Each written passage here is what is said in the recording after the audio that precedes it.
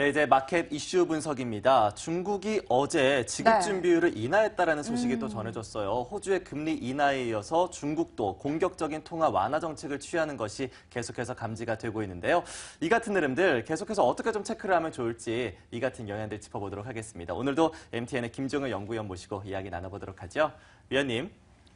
네, 일단 예정됐던 수순이었죠. 호주에 이어서 중국도 할 것이다라는 그런 전망이 지배적이었는데 문제는 하루 이렇게 우리가 자고 일어나면 무언가 새로운 이슈들이 계속 펑펑 터진다라는 것입니다. 근데 그런 이슈의 대부분에 한국은 여전히 왕따가 되고 있다는 것이 좀 문제인 것 같고요.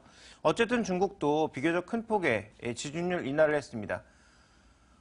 지금 그렇지 않아도 자금 공급을 이미 했거든요. 인민은행에서 추가적인 자금 공급, 설을 앞두고 춘절을 앞두고 자금 공급을 했음에도 불구하고 지준율까지 내려줬다라는 것은 가장 중요한 것이 뭐냐. 중국이 바뀌고 있다는 거고요. 중국이 어떻게 바뀌고 있냐를 알아야 현재 중국에 대한 투자도 제대로 할 수 있다고 보고 있는데요. 먼저 준비된 그림을 보시면 이제 중국 성장의 본질은 중성장으로 가고 있다는 것이고요.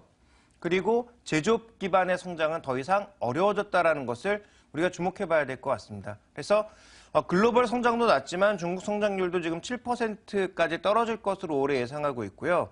물론 전인대가 끝나봐야 되겠지만 이렇게 예상하고 있고 그다음에 중국 제조업 PMI 최근 들어서 계속 약세를 보여주고 있죠.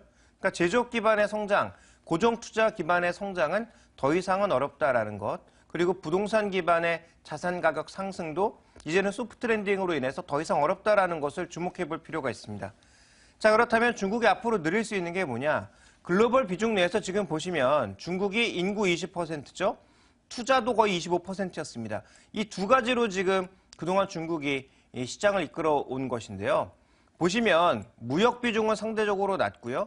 소비 비중은 절대적으로 낮습니다. 그러면 앞으로 중국이 성장하기 위해서 키워야 될 건 무역량과 그리고 소비입니다. 여기서 핵심은 수출이 아니라 무역량이라는 거죠. 그래서 이런 부분들 중국이 어디 쪽에 초점을 맞추고 성장을 시킬 것인가에 주목을 해볼 필요가 있을 것 같고요.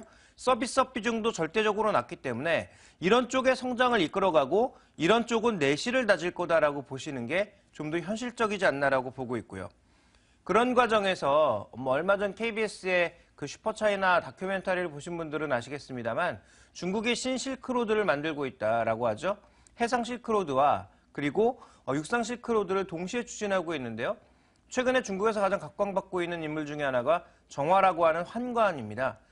이 명락제 시대에 아프리카까지 가서 이제 중국의 문물을 알린 그런 사람인데요. 그런 과정을 이제 나타내다 보니까 최근에 중국이 돈을 들여서 운하도 많이 뚫고 있는 상황이죠. 그래서 이런 식으로 유럽과 더 연계를 넓혀가기 위한 또 신대륙으로 진출하기 위한 중국의 노력들이 나타나고 있다는 거죠. 이거는 잘 생각하셔야 됩니다.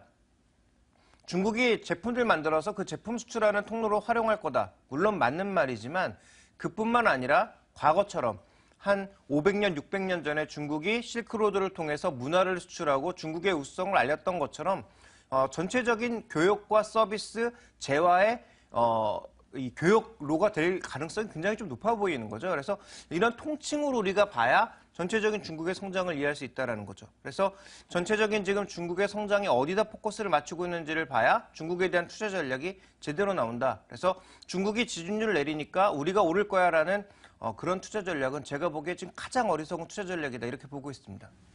네, 여러 가지 중국의 변화들 짚어봤는데요. 그렇다면 이제 우리 시장에 미치는 영향도 좀 짚어봐야겠죠. 대응 전략과 함께 또 중국 관련주들 앞으로 어떤 투자 전략이 필요할지 좀 궁금합니다. 네, 일단 과거에 말씀드렸던 대로 주목받던 소재 산업재 저는 필요 없다라고 보고 있습니다. 중국의 로컬 기업들의 경쟁력이 거의 비슷하게 올라왔다라고 보고 있고요. 그래서 최근에 우리나라 업체들뿐만 아니라 캐터필라 같은 글로벌 업체도 죽을 쓰고 있다라고 봐야 될 것 같습니다. 그래서 이들 업체에 대한 관심은 정말 주가가 싸져서 이 자율 반등을 하는 그런 정도가 아니라면 별로 관심을 둘 필요가 없다라고 보고 있고요. 중국 이슈와 관련돼서는 여전히 소비재라든지 유통 서비스 쪽, 그러니까 중국이 지금 막 성장하고 있고 앞으로 더 키울 수밖에 없는 그런 산업에 대해서 계속 집중을 해야 될 것 같고요. 다만 우리가 이제 기존의 강점을 보이고 있던 우리나라 제조업 중에서는 핵심 소재 정도, 그러니까 반도체라든지 필수 소비재와 같은 일부 제품들에만 관심을 가져야 될 필요가 있겠다. 그래서 지금 여전히 올라가고 있고 밸류에이션도 비싸지만 아직도 성장이 끝나지 않은 화장품, 면세점, 카지노, 반도체 이런 종목군들이 여전히 중국 관련주에 그리고 중국의 정책 확장의 핵심적인 종목에 서 있다라고 봐야 될 것 같습니다. 자, 그렇다면 중국의 정책이 더욱더 확대될 경우엔 이들 종목의 상승세도 더욱더 커지지 않을까 싶은 기대감도 드는 네. 게 사실인데요. 이 중국이 지지율 인하를 했음에도 불구하고 골드만삭스에서는 향후 금리 인하와 환율 변동폭 확대와 같은 추가 정책을 취할 수 있다라고도 주장하는 게 나오고 있습니다. 앞으로의 추가 정책에 대해서는 어떻게 보십니까? 저도 뭐 추가 정책은 당연히 나온다라고 보고 있습니다. 그런데 이제 흔히 중국 전문가들이 얘기하는 이런 얘기에 대해서는 저는 뭐 무시해도 좋다라고 보고 있는데요. 최근 특히 글로벌 시장에서 중국에 대해서 제대로 맞춘 사람이 누가 있었나요? 그런 식으로 반문을 좀 던지고 싶고, 중국 그 전문가들이라고 하는 사람들이 많은 좋은 의견들을 제시해 주지만 저는 이분들의 의견보다 더 중요시해야 될 건 리커창의 입이다라고 보고 있습니다. 우리가 이제 중국을 이해하는 데 있어서 핵심은 공산당 일당 독재 국가고요. 여전히 공산주의 국가고 민간으로 많이 이양되고 있으나 여전히 국가 주도의 경제가 이루어지고 있다는 거죠. 또 국가의 통제를 받고 있다는 것이고요. 그런 관점에서 본다면 다른 사람들의 분석이라든지 이런 자료들은 차선이다, 최선이 아니다. 그러니까 1순위가 아니라는 거죠. 1순위는 리커창의 입, 시진핑의 입이다. 그리고 2순위가 이제 뭐 중국의 뭐 인민은행이라든지 이런 사람들의 얘기가 될 것 같고요. 3순위, 4순위가 소위 이제 전문가 그룹들의 중국에 대한 분석이 될 것이다라고 판단하고 있는 거죠. 그래서 지금 나타나고 있는 여러 가지 뭐 증권사 분석이라든지 무슨 연구소의 분석 중요합니다. 공부해야 되겠죠. 그렇지만 더 중요한 것은 정책을 어느 방향으로 끌고 갈 것인지에 대한 그 사람들의 입이 중국 투자에 있어서는 가장 중요하다라고 보고 있고요. 여전히 시진핑이나 리커창의 입에서 꾸준하게 언급되고 있는 것은 부양책이 나오지만 미세 부양책이 나온다라는 얘기이기 때문에 시장에서 얘기하고 있는 전면적인 양적 완화 이런 것들은 저는 없다라고 보고 있습니다. 네, 앞서서 또 henkel과 LG생활건강 주가 동향을 살펴봤습니다. 이들 종목들 최근 뜨거운 흐름을 보이고 있는데요. 자, 생활용품 관련 기업들 최근 주가 상승의 핵심은 결국 무엇일까요? 핵심은 이겁니다. 중국도 포함되고요. 인도를 포함해서 대부분 이머징 국가들이 이제 도시화를 진행하고 있습니다. 도시화의 진행 과정에서 초기에는 가장 먼저 오르는 게 산업재, 소재 이런 것들이죠. 왜냐하면 공장 짓고 플랜트 짓고 이러다 보니까 가장 먼저 필요한 게 철광석, 석탄, 원료, 그다음에 뭐 플랜트에 들어가는 건설 자재들, 그다음에 건설 업체들 이런 것들이 가장 주목받지만 막상 다 만들고 나서 인구가 거기로 유입되기 시작하면 뭐가 필요합니까? 생활용품들이 필요하거든요. 그리고 농촌에서 살던 사람들이 도시로 오게 되면 자연스럽게 생활 패턴, 사용하는 제품들이 변화되게 되어 있습니다. 그래서 아까 이제 앵커께서도 잘 언급해 주셨지만 henkel하면 우리가 전혀 느낌이 안 오죠. 독일 기업 내가 알게 뭐야 라고 생각하실 수 있겠지만 브랜드를 들으면 바로 내 생활 안에 들어와 있다는 거죠. 퍼실이라고 하는 세제. 그다음에 접착제 중에 가장 유명한 브랜드가 또 henkel이고요. 우리가 또 홈쇼핑 광고에서 많이 보는 그 칼도 henkel 거고요. 그다음에 또 하나 이제 우리가 눈에 뜨는 것은 여름에 쓰는 홈키퍼, 뭐 홈매트 이런 브랜드의 거의 대부분이 henkel이라고 하는 회사에서 만든다라는 거죠. 자, 그러면 이 henkel이라고 하는 브랜드가 중국이나 이런 이머징 성장에 당연히 연동을 받을 수밖에 없고요.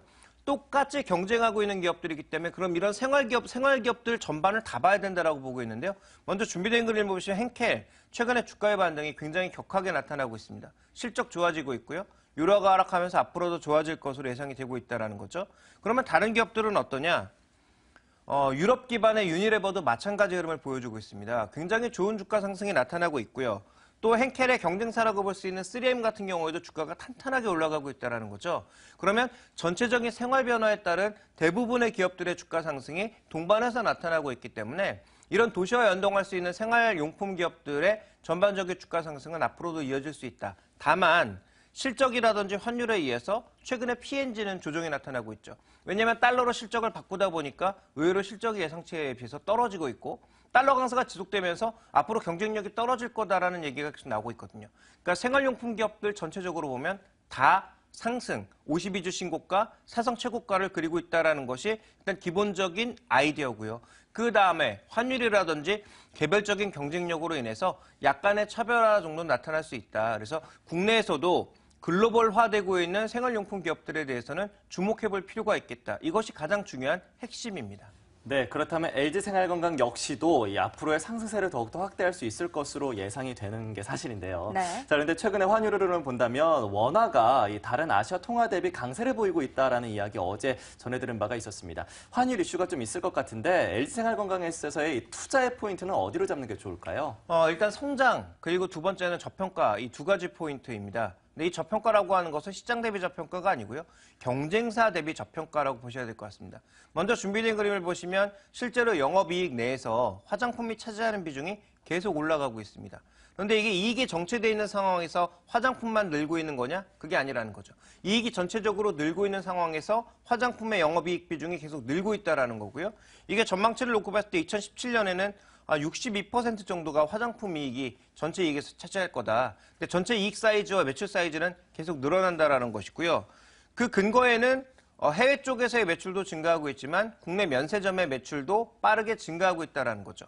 그러니까 이런 성장이 나타나고 있는 가운데 동일한 성장을 나타내고 있는데 아모레퍼시픽은 저 앞에 가서 밸류에이션이 있다는 겁니다. 그러니까 이 두 종목의 상대적으로 나타나고 있는 밸류에이션 격차를 지금 메워가는 과정이기 때문에 두 종목이 모두 신고가지만 최근의 속도는 아무래도 LG생활건강이 조금 더 가속도가 붙고 있다고 봐야 되겠죠. 그러니까 이런 아이디에 기인해 본다면 이 종목에 대해서는 여전히 조정 시 매수 의견, 가지고 계시다면 여전히 홀딩 의견이 가능하지 않나라고 보고 있습니다. 네, 시장의 뜨거운 감자 그리스 이야기 오늘도 빼놓을 수가 없습니다. ECB와 그리스 사이 이견이 계속해서 나오고 있는데요. ECB가 그리스 채권을 담보로 은행들의 돈을 빌릴 수 없도록 하는 그런 규정을 바꿨습니다. 해고 시장에 미칠 영향을 또 짚어주시죠. 일단 이 그리스 문제가 단순히 해결될 거라고 생각했던 사람들은 없을 것 같습니다. 만약에 그렇게 생각했다면 굉장한 오산이고요. 앞으로도 계속 노이즈가 나올 수밖에 없는 그런 이슈라고 보여집니다. 그렇다면 앞으로 계속 노이즈가 나올 건데 중요한 건 뭐냐? 이런 노이즈가 나왔을 때 시장이 얼마나 민감하게 반응을 하느냐가 핵심이죠. 준비된 그림을 보시면 오늘 유로화의 일중 흐름인데요. 실제로 그 이슈가 터졌을 때 유로화가 약세로 갔습니다. 그래서 1.5 수준까지 갔던 1.5 수준까지였던 유로화가 1.13 수준까지 또 레벨 다운하는 그런 모습을 보여줬습니다. 그렇지만 과거처럼 그렇게 민감하게 움직이지 않고 있다는 것이고요. 그 다음 살펴봐야 될 건 다우지수 같은 경우도 충격을 받으면서 훅 내려오긴 했습니다만 이게 이제 시장의 전체적인 추세를 뒤엎거나 아주 팔을 뒤집어 엎을 정도의 그런 큰 이슈는 아니었다라는 거죠. 그렇다면 어떻게 요약해 볼 수 있을까요? 앞으로도 노이즈 계속된다. 그런데 그 노이즈에 대한 반응이 중요하다는 게 제 얘기의 핵심이고요. 그 다음 또 한 가지. 정작 본 게임은 지금 이 치프러스가 넥타이도 안 매고 돌아다니면서 그 유럽 융커도 만나고 그다음에 이태리도 만나고 그다음에 프랑스 대통령도 만나고 다 만나고 있지 않습니까? 근데 정작 중요한 누구를 안 만났습니까? 독일을 안 만났거든요. 그래서 지금 그리스 재무장관과 이 총리가 넥타이 안 매고 우리 좀 풀어달라라고 외치고 다니면서 지금 그 유럽 전체를 돌고 있는데 핵심은 독일의 메르켈 총리와 그다음에 바이트만 총재를 만났을 때 과연 어떤 합의를 끌어내느냐가 핵심인 거죠. 그러니까 본게임 시작 전에 이미 ECB에서 한번 툭 던졌습니다. 근데 만약에 본게임에서도 독일을 설득하는 데 실패한다면 다시 또 변동성이 확대될 수 있겠죠. 그래서 핵심은 두 가지. 시장에 대한 반응과 함께 독일을 만났을 때 과연 독일이 그리스의 요구에 어떤 반응을 보일 것인지 이 두 가지를 앞으로 주목해 보셔야 될 것 같고요. 저는 이 두 가지가 아직도 시장에는 중요한 노이즈 요인, 상방을 제약하는 요인이라고 보고 있습니다. 네, 일부 외신에서는 이번에 ECB가 그리스 채권을 담보로 인정하지 않은 게 트로이카와의 협상을 빨리 끝내라라면서 압력을 넣은 것으로 해석을 하고 있습니다. 이에 따라서 독일과의 협상 과정도 상당히 중요할 것으로 보이는데요. 그에 따른 시장 대응 전략도 상당히 중요할 것 같습니다. 시장 대응 전략 세워봐야겠죠. 네, 지금까지 국내외 이슈들 점검해봤는데요. 계속해서 주식시장 대응 전략 본격적으로 세워보도록 하겠습니다. 오늘장 선전략 이어갑니다.